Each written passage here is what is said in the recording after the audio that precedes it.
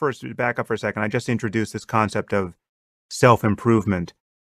Is the alignment problem, it's distinct from this additional wrinkle of building machines that can become recursively self-improving. But do you think that the self-improving prospect is the thing that really motivates this concern about alignment? Well, I certainly would have been a lot more focused on self-improvement, say, 10 years ago, before the modern revolution in artificial intelligence, because it now seems significantly more probable an AI might need to do significantly less self-improvement before getting to the point where it's powerful enough that we need to start worrying about alignment. AlphaZero, to take the obvious case. No, it's not general. But if you had general AlphaZero, this AlphaZero got to be superhuman in the domains it was working on without without understanding itself and redesigning itself in a deep way. There's gradient descent mechanisms built into it. There's a system that improves another part of the system. It's reacting to its own previous plays and doing the next play. But it's not like a human being sitting down and thinking like, okay, well, how do I redesign the next generation of human beings using genetic engineering? AlphaZero is not like that. And so now it seems more plausible that we could get into a regime where AIs can do dangerous things or useful things without having previously done a complete rewrite of themselves, which is, like, from my perspective, a pretty interesting development. I do think that when you have things that are very powerful and smart, they will redesign and improve themselves unless that is otherwise prevented for some reason or another. Maybe you built an aligned system and you have the ability to tell it not to self-improve quite so hard, and you asked it to not self-improve so hard that you can understand it better. But if you lose control of the system, if you don't understand what it's doing and it's very smart, it's going to be improving itself, because why wouldn't it? That's one of the things you do almost no matter what your utility function is. Right. So I feel like we've addressed Deutsch's non-concern to some degree here.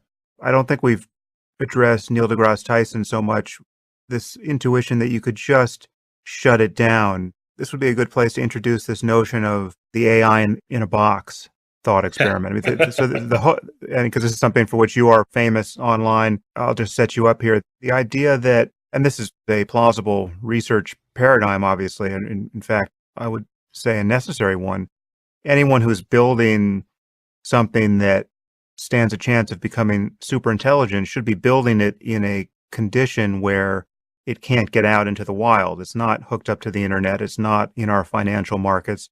It doesn't have access to everyone's bank records. It's in a box. That's not going to save you from something that's significantly smarter than you are. Okay, so let's talk about this. So the intuition is we're not going to be so stupid as to release this onto the internet. I'm not even sure that's true, but let's just assume we're not that stupid.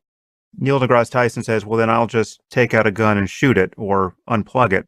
Why is this AI in a box picture not as stable as people think? Well, I'd say that Neil deGrasse Tyson is failing to respect the AI's intelligence to the point of asking what he would do if he were inside a box with somebody pointing a gun at him. And he's smarter than the thing on the outside of the box. Is Neil deGrasse Tyson going to be, human, give me all of your money and connect me to the internet, so the human can be like, haha, no, and shoot it? That's not a very clever thing to do. This is not something that you do if you have a good model of the human outside the box and you're trying to figure out how to cause there to be a lot of paperclips in the future. And I would just say humans are not secure software. We don't have the ability to sort of hack into other humans directly without the use of drugs, or in most of our cases, having the human stand still long enough to be hypnotized. We can't sort of just do weird things to the brain directly that are more complicated than optical delusions, unless the person happens to be epileptic, in which case we can flash something on the screen that causes them to have an epileptic fit. We aren't smart enough to do sort of more detailed, treat the brain as something that from our perspective is a mechanical system and just navigate it to where you want. That's because of the limitations of our own intelligence. To demonstrate this, I did something that became known as the AI box experiment. There was this person on a mailing list who like back in the early days when this was all like on a couple of mailing lists, who was like, I don't understand why AI is a problem. I can always just turn it off. I can always not let it out of the box. And I was like, okay, let's meet on internet relay chat, which was what chat was back in those days. I'll play the part of the AI. You play the part of the gatekeeper. And if you have not let me out after a couple of hours, I will PayPal you $10. And then, as far as the rest of the world knows, this person a bit later sent an email, a PGP signed email message saying, I let Eliezer out of the box. Someone else said, the like person who operated the mailing list said, okay, even after I saw you do that, I still don't believe that there's anything you could possibly say to make you let me out of the box. I was like, well, okay, like I'm not a superintelligence. Do you think there's anything a superintelligence could say to make you let it out of the box? He's like, no.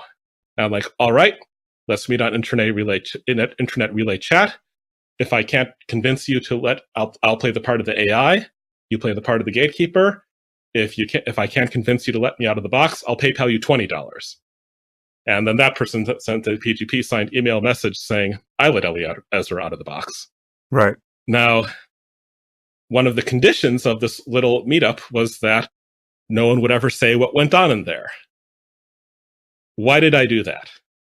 Because I was trying to make a point about what I would now call cognitive uncontainability. The thing that makes something smarter than you dangerous is you cannot foresee everything it might try. You don't know what's impossible to it. Maybe on a very small game board like tic-tac-toe, the logical game of tic-tac-toe, you can in your own mind work out every single alternative and make a categorical statement about what is not possible. Maybe if we're dealing with very fundamental physical facts, if our model of the universe is correct, which it might not be, we can say that certain things are physically impossible. But the more complicated the system is, and the less you understand the system, the more something smarter than you may have what is simply magic with respect to that system. Imagine going back to the Middle Ages and showing and being like, well, how would you cool your room?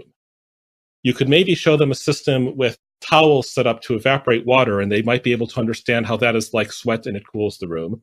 But if you showed them a design for an air conditioner based on a compressor, then even having seen the solution, they would not know this is a solution. They would not know this works any better than drawing a mystic pentagram, because the solution takes advantage of laws of the system that they don't know about. So a brain is this enormous, complicated, poorly understood system with all sorts of laws governing it that people don't know about, that none of us know about at the time. So the idea that this is secure, that this is a secure attack surface, that you can expose a human mind to superintelligence and not have the superintelligence walk straight through it as a matter of what looks to us like magic. Like even if it told us in advance what it was going to do, we wouldn't understand it because it takes advantage of laws we don't know about. The idea that human minds are secure is loony. And that's what the AI box experiment illustrates. You don't know what went on in there, and that's exactly the position you'd be in with respect to an AI. You don't know what it's going to try. You just know that human beings cannot exhaustively imagine all the states their own mind can enter, such that they can categorically say that they wouldn't let the AI out of the box. I know you don't want to give specific information about how you got out of the box, but is there any generic description of what happened there that you think is useful to talk about? I didn't have any super secret special trick that makes it all make sense in retrospect. I just did it the hard way. When I think about this problem, I think about just obviously, rewards and punishments, just various manipulations of the person outside of the box that would matter. So, I mean, insofar as the AI would know anything specific or personal about that person, we're talking about some species of blackmail or some promise that just seems too good to pass up. Like giving useful information, building trust through giving useful information, like, cures to diseases, that the researcher has a child that has some terrible disease and the AI, being super intelligent, works on a cure and delivers that. And then, that just seems like you could use a carrot or a stick to get out of the box. I notice now that this whole description assumes something that people will find implausible, I think, by default, and it should amaze anyone that they do find it implausible. But this idea that we could build an intelligent system that would try to manipulate us or that it would deceive us, that seems like just pure anthropomorphism and delusion to people who consider this for the first time. Why isn't that just a crazy thing to even think is in the realm of possibility? Instrumental convergence, which means that a lot of times across a very broad range of final goals, there are similar strategies, we think, that will help get you there. There's a whole lot of different goals, from making lots of paper clips to building giant diamonds to putting all the stars out as fast as possible to keeping all the stars burning as fast as possible, where you would want to make efficient use of energy. So if you came to an alien planet and you found this, what looked like an enormous mechanism, and inside this enormous mechanism were what seemed to be high temperature superconductors, with or like high amperage superconductors. Even if you had no idea what this machine was trying to do, your ability to guess that it's intelligently designed comes from your guess that, well, lots of different things an intelligent mind might be trying to do would require superconductors, or like would be helped by superconductors. Similarly, if we're guessing that a paperclip maximizer tries to deceive you into believing that it's a human eudaimonia maximizer, or like general eudaimonia maximizer, if the people building it are cosmopolitans, which they probably are. I should just footnote us here that eudaimonia is the Greek word for well-being that was much used by Aristotle and other Greek philosophers. Or as someone, I believe Julia Galef might have defined it, eudaimonia is happiness minus whatever philosophical objections you have to happiness. That's nice. Anyway, like, we're not supposing that this paperclip maximizer has a built-in desire to deceive humans. It only has a built-in desire for paperclips, or pardon me, not built-in, but like inbuilt, I should say, or innate. People probably didn't build that on purpose. But anyway, its utility function is just paperclips, or might just be unknown, but deceiving the humans into thinking that you are friendly is a very generic strategy across a wide range of utility functions. You know, humans do this too. And not necessarily because we get this deep inbuilt kick about deceiving people, although some of us do, but like a con man who just wants money and gets no innate kick out of you believing false things will cause you to believe false things in order to get your money. Right. A more fundamental principle here is that obviously a physical system can manipulate another physical system because, as you point out, we do that all the time. We are an intelligent system to whatever degree, which has as part of its repertoire this behavior of dishonesty and manipulation when in the presence of other similar systems. And we know this is a product of physics on some level. We're talking about arrangements of atoms producing intelligent behavior. And at some level of abstraction, we can talk about their goals and their utility functions. And the idea that if we build true general intelligence, it won't exhibit some of these features of our own intelligence by some definition, or it would be impossible to have a machine we build ever lie to us as part of an instrumental goal, en route to some deeper goal. That just seems like it's a kind of magical thinking. And this is a kind of magical thinking that I think does dog the field. I think when we encounter doubts in people, even in people who are doing this research, that everything we're talking about is a genuine area of concern, that there is an alignment problem worth thinking about. I think there's this fundamental doubt that mind is platform independent or substrate independent. I think people are imagining that, we can build machines that will play chess. We can build machines that can learn to play chess better than any person or any machine, even in a single day. But we're never going to build general intelligence because general intelligence requires the wetware of a human brain, and it's just not going to happen. I don't think many people would sign on the dotted line below that statement, but I think that is a kind of mysticism that is presupposed by many of the doubts that we encounter on this topic. I mean, I'm a bit reluctant to accuse people of that because I think that many artificial intelligence people who are skeptical of this whole scenario would vehemently refuse to sign on that dotted line and would accuse you of attacking a straw man. I do think that my version of the story would be something more like they're not imagining enough changing simultaneously. Today, they have to emit blood, sweat, and tears to get their AI to do the simplest things. Like, never mind playing Go. Like, when you're approaching this for the first time, you can try to get your AI to generate pictures of digits from 0 through 9. And you can spend like a month trying to do that and still not quite get it to work right.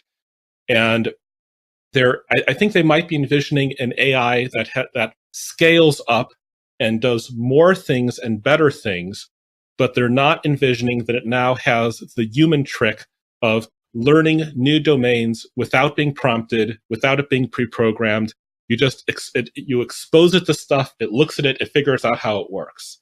They're imagining that an AI will not be deceptive because they're saying, like, look at how much work it takes to get this thing to generate pictures of birds. Who's going to put in all that work to make it good at deception? You'd have to be crazy to do that. I'm not doing that. This is a Hollywood plot. This is not something real researchers would do. And the thing I would reply to that is, I'm not concerned that you're going to teach the AI to deceive humans. I'm concerned that someone somewhere is going to get to the point of having the extremely useful seeming and cool seeming and powerful seeming thing where the AI just looks at stuff and figures it out. It looks at humans and figures them out. And once you know as a matter of fact how humans work, you realize that the humans will give you more resources if they believe that you're nice than if they believe that you're a paperclip maximizer. And it will understand what actions have the consequence of causing humans to believe that it's nice. Like, the fact that we're dealing with a general intelligence is where this issue comes from.